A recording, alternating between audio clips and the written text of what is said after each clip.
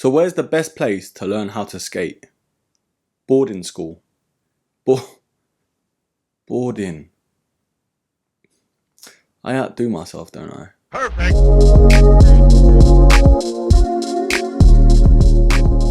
Hello there broskies, Erkin back here with another Air Max 2 review. And this one I feel has gone slightly under the radar. But of course, that's what I'm here for.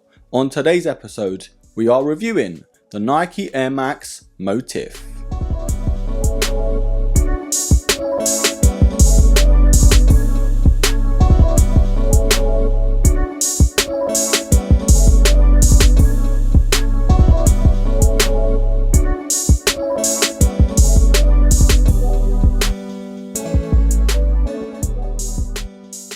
Now it is the Air Max 1's 35th anniversary this year, and I sort of sound like a broken record, but there's been so many different Air Max 1s that have come out recently, and keep them coming because I'm absolutely loving it. But if you haven't noticed already, this Air Max sneaker does draw so much inspiration from Tinker Hatfield's original Air Max 1. And whether that is a good thing or not, you'll just have to wait to the end to see. Now according to Google, Motif actually means a decorative image or design, especially a repeated one forming a pattern. Or their other definition is a dominant or reoccurring idea in an artistic work. And I feel like it hits the nail on the head with this silhouette. Taking so much inspiration from the original Air Max 1, but also kind of putting its own stamp on it too. Now in terms of price, this silhouette does retail at £130 here in the UK. And these are very hard to come by here in the UK. The only retailer I saw in adult sizing anyway was Zalando. Everywhere else that I saw these only did kid sizing, which is a bit weird if you ask me. But my guess is Nike are waiting for a wider release later on in the year. I feel like they're showing a lot of love to the Air Max 1 at the moment, so I don't really think they're trying to take that shine away. But if you know more than me, then comment down below. And of course, I will leave some purchase links down below where I can. Now I've actually seen the original colorways to the Air Max 1 release in this model as well. And I've got to say, they look 10 times better. But this yellow pair was the only colorway I could find in adult sizing in the UK, so I just had to take them. And you know what they say? Beggars can't be choosers. Now in terms of the box that this sneaker does come with, it is of course a Move to Zero box by Nike. Nothing too exciting here, it just claims what Nike are trying to do in terms of their Move to Zero initiative. It doesn't come with any tissue paper or any wrapping either. Of course it does claim that this sneaker is made by at least 20% recycled material. So that's definitely a plus in my eyes. Now in terms of the product sticker, it does actually read Air Max Motif, and this official colorway is Photon Dust, Black and Grey Fog.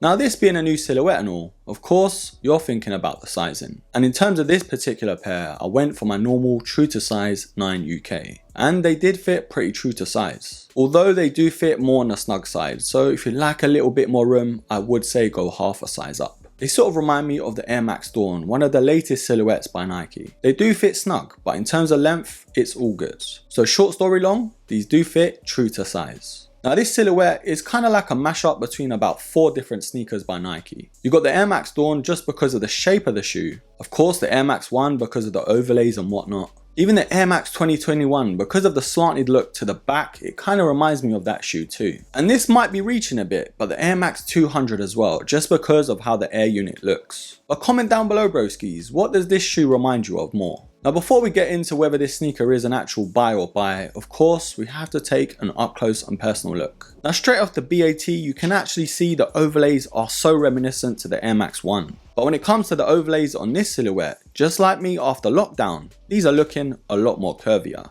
Now the yellow mudguard itself does come in this sort of felt type material. This cotton felt material is so nice to touch, but trying to keep these clean might be a whole different story. Now the underlays itself is of this nylon material, and we've got that netting look to it underneath. Now the Nike swooshes on both sides of the shoe is sort of covered in this TPU material, and I was kind of hoping it was 3M underneath there, but unfortunately it isn't. Now just on the underlays where those Nike swooshes do sit, we actually have a nubuck panel, which also does run down to the eyelets too. Now in terms of lacing, these only come with white flat laces, but these are more on the chunkier side, so I'm as happy as Larry. Now we've got this nylon tongue here again, but we've got that tab at the top of it, which does read Air Max Motif. Now we've got that cotton mesh on the sock liner. And then we've got that light grey insole with the yellow Nike pinwheel there, which of course does signify this is one of Nike's Move to Zero initiative. Now on the ankle collar itself, it has that nylon texture to it, very similar to the tongue. But at the heel counter, on top of that cotton felt material in that dark grey colour, we've got that very modern Air Max stitch in there in yellow.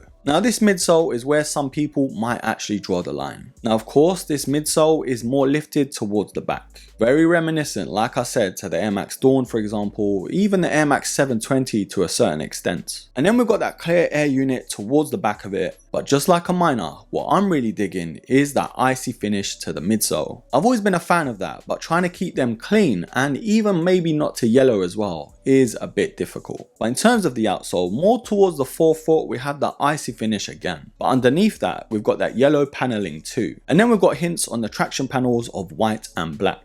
And just at the back of the outsole we've got that Air brand in there with the Nike swoosh too. Now I kind of understand why this is such a polarizing sneaker, but you know what, getting these in hand and actually trying them on might have just changed my mind. But it's time to make a decision whether this sneaker is an actual buy or a buy.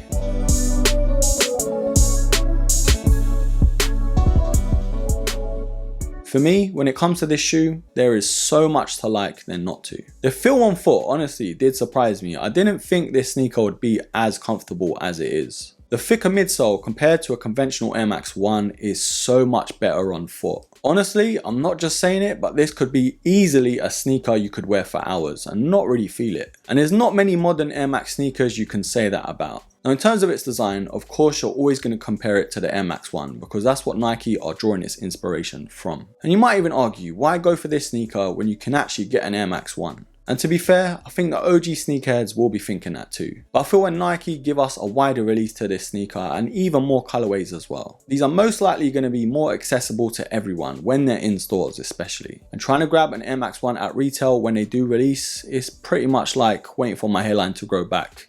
It's near enough impossible. And I'm gonna say it, everyone can have their opinion and that's all good, I can't argue with that. But I feel like some OG sneakerheads, they're becoming a little bit snobbish, you know? If it's not a retro or a new groundbreaking silhouette, they're just not interested. But when it comes to sneakers, in my philosophy, you always have to try before you buy. And seeing how comfortable these were on foot did really surprise me. But I've got to say though, I might just wait for different colorways to release. Maybe get that OG red colorway that I've seen. Now I love yellow, but this particular colorway, might have to just give it a miss. But overall, when it comes to the Air Max Motif, I have zero complaints honestly. I can't really think of one. Maybe the icy midsole might be a bit tricky to maintain and keep clean, but I guess we'll just have to find out over time. I am indeed going to give the Air Max Motif an absolute buy.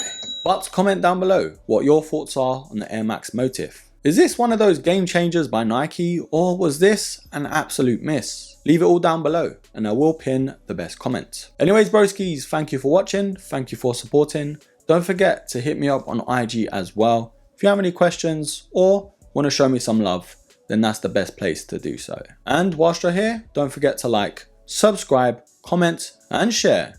And of course, until the next episode, take care.